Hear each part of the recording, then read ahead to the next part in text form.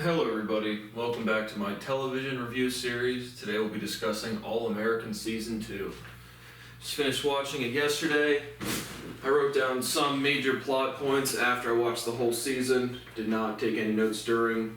So we're doing the typical thing, give you my overall grade and impressions, plot synopsis of the major plot developments, talking about some character development, and similar themes at the end. So first, I'd like to say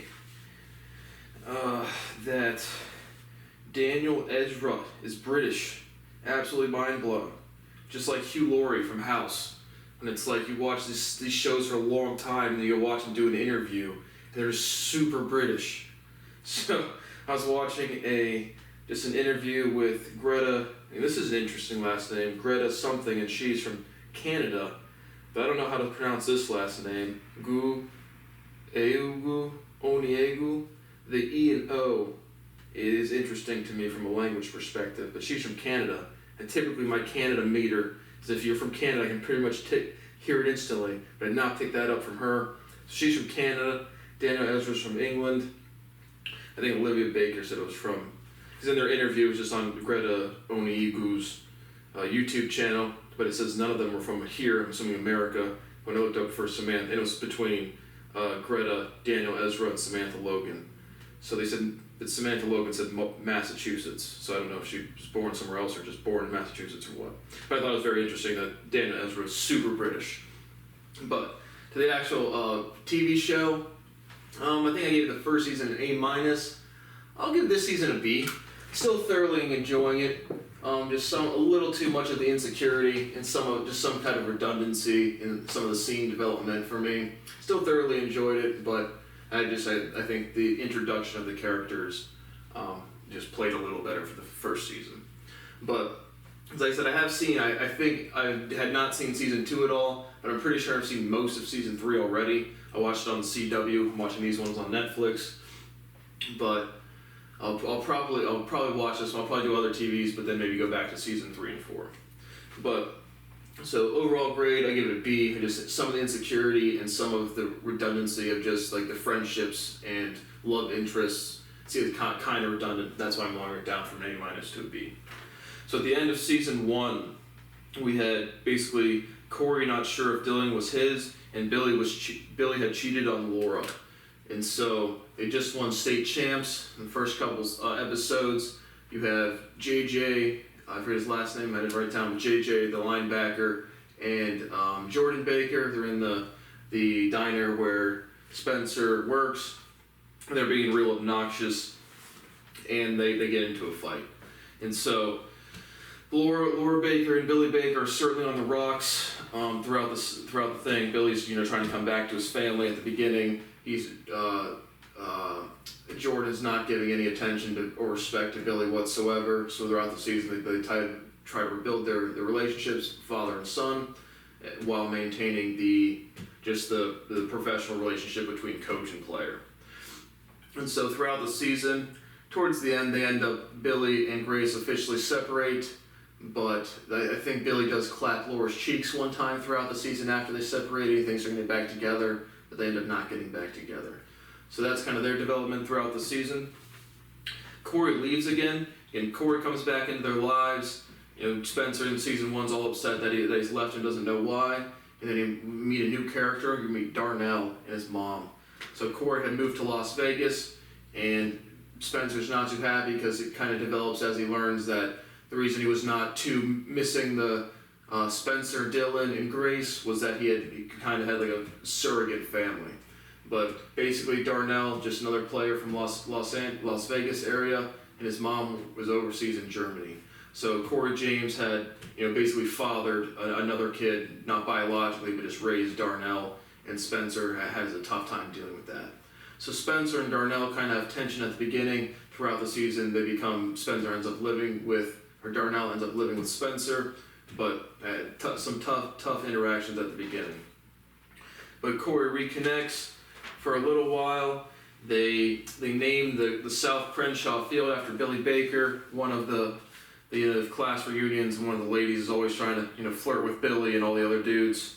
But at the class reunion, Billy and Corey throw some fists a little bit, and then, just old beef, but they kind of work it out, all love in the end type of deal. And then Corey gives some letters to Billy basically saying, hey, give these to my kids, and he doesn't really tell Billy why he's leaving. And so Corey basically dips out on the Jameses again without really much explanation, but then Dylan, Spencer, and Darnell kind of put it together that the reason Corey James had to quit football was because he had gotten cancer, and the cancer had come back, and then he's going to die. And so basically, Corey had gone to a cabin in the woods just to live out his life alone and not be a burden to his family. So they figure that out. Grace knows about the cabin, so they go up there. They have a good family bonding day, laugh and throw some football. Corey and Spencer finally go fishing. And then the next day, Corey agrees to come back to South Crenshaw to live out his days with them, saying, so he doesn't have to die alone. And as they're literally packing up to leave, Spencer rushes in and Corey's literally dead on the chair. So Corey James dies this season, and then basically from that, Spencer quits football. And so, this is what kind of like the character kind of flimsy to me. Basically, the writing is, Spencer's bond to football was through Corey. Corey dies, so Spencer's going to quit and focus on his job and saving money for college. So that causes some tension with his relationship with Dylan, his little brother. But his mom's in Germany. Chris isn't paralyzed from Spencer's hit at the end of last season. I didn't do it in the season 1 review, but Spencer hits Chris. Spencer plays for Beverly Hills. He's from South Crenshaw. He has kind of neighborhood beef with Chris, but they're still kind of like brothers in the neighborhood. But hits Chris, and they thought he might have been paralyzed, but he recovers. So he gets out of the hospital this season and is walking around fine. Layla is mentally unstable. She destroyed her house. Dad comes home and she goes to rehab. And she dumps Spencer. So again, this is one of the detractors. Again, hot Layla, polite, going, not super insecure season 1 to season 2 being insecure. Basically, Spencer sees some cuts on her wrist. She says it's her bracelets. She's always, she drives her car like she's gonna run off the cliff and slams the brakes real hard. She reads some of her mom's lyrics and learns that maybe her mom committed suicide. And so Layla's pretty mentally unstable this season. Goes to rehab. She makes a friend. I don't know the friend's name, but I saw her later in season 3. And again, I've not seen the complete season 3. But she's in rehab for maybe about half the season. And when Spencer calls her out, she's trying to help. She basically says, you stay out of my business, when Olivia and Spencer try to help, and dumps Spencer. Tyrone gets out of jail. In the end of season 1, Tyrone gets arrested, and he intimidates Coop and Spence and sets up Preach. So basically just showing his face around Spence's work and Coop's house and just saying, what's up, guys? You guys remember to set me up and I'm a gangbanger? And so Preach is going to go kill Tyrone, and then Tyrone outplays him, and basically Preach had roughed up some dude for Coop to get some money back. Coop is, in this season, her rap career is getting going. She does a little freestyle battle, gets a little viral moment, and then starts developing songs with both Layla and JP, as well as Patience. But Preach is going to go get payback for Tyrone, and after he roughs up this dude, has an illegal carry and violates parole, he gets sent back to jail. Sean's mom kills Tyrone, Patience dumps Coop's gun, and Coop gets a warrant. So basically, it's developed where you don't really know who kills Tyrone, but Tyrone's just standing on a porch. He gets shot several times, and Coop is also on the way to go shoot Tyrone. So there's video camera of Coop with a gun, but Coop is adamant that she didn't shoot him, so the ballistics of the gun will prove her innocence. But Patience, when Coop gets picked up for questioning, Patience thinks she is guilty, so she dumps the gun, so they don't have the evidence to prove her innocence. And so Coop's going to go turn herself in with the warrant, but as she's going into the police office department, Sean's mom had already admitted to the murder, so the warrant had been canceled right as she's walking in. And so, again, from the music career standpoint, she drops a couple songs. She drops one with Patience. J.P. Keating, that's Layla's father, who's a big record producer, liked Patience on the song and not Coop. After Layla throws a party, and JP's around more this season because Layla's getting out of rehab and wants to make sure his daughter's okay. Sees Layla producing or setting on a show and Coop's performance, and it's like, JP's like, I was wrong about Coop's capacity and Layla, your ability to produce. So JP wants to offer Coop. Coop basically says, nah, I'm gonna keep working with Layla. And so now Layla signs Coop to an indie label. They're gonna start touring with JP as well. Asher uses steroids. Billy covers it up. Cliff, the booster, annoys Billy. So you meet a new character, Cliff Mosley, and his daughter, Rochelle Mosley. Just a big booster, has influence at the school. Asher, who because Spencer's now quit football, he's trying to do the best he can to get recruited. He meets his mom. He learns why his mom had been staying away from him the last year. Basically, his dad and mom split, and his dad threatened to tell him that his mom used to be an escort, and that's how they met. But he uses steroids. Billy finds, I think Asher's dating Olivia Baker this season. Again, Billy's the coach. The daughter's Olivia. So Olivia's concerned for Asher, tells Billy. Billy confronts Asher, and Billy covers it up for Asher because last season he'd covered up Jordan smoking pot and switching the urine sample. So throughout the season, basically Billy is telling Cliff to go F off because he's not going to listen to him. He's going to run his team the way he wants. Coop drops a single. JP wanted patience, then Coop signs with Layla. Just talk about that. Corey dies. Talk about that. Spence quits football. That's when they become friends with Darnell. Spence gets shot after Olivia's cotillion. Big plot development. Olivia joins this like women's society. They have a cotillion where they bring a male date, an escort, and they just have a formal dance and performance.